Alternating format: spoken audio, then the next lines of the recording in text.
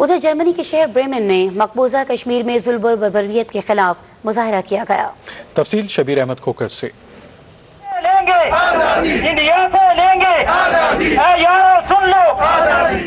بھارتی حکومت کی طرف سے مقبوضہ جموں کشمیر کی خصوصی حیثیت ختم کرنے کے اعلان کے خلاف دنیا بھر کی طرح جرمنی کے مختلف شہروں سمیت بریمن میں بھی مظاہرہ ہوا۔ مظاہرین نے پلے کارڈز اور بینر اٹھا رکھے تھے۔ ٹوٹلی کمیونیکیشن بلاکڈ ہے، کسی کا کسی سے کوئی رابطہ نہیں ہے، بچوں کو نہ تو بیسک جو ہے وہ ہیلتھ فیسلٹیز اویلیبل ہیں، نہ ان کو کھانے کی اب جو ہے وہ چیزیں کم پڑ رہی ہیں۔ یہاں پہ جتنے بھی دوست کشمیر سے ہیں وہ اپنی ماؤں سے، بہنوں سے، گھر والوں سے رابطہ نہیں کر پا رہے، بہت بری سچویشن ہے۔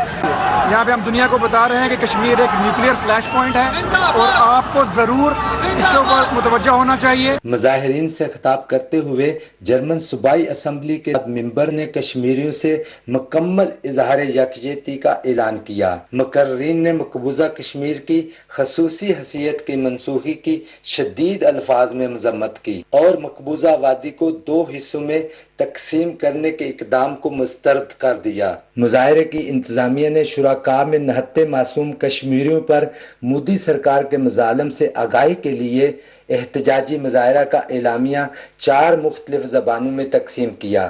Shabbir Ahmed Khokhar, P T V news, Germany.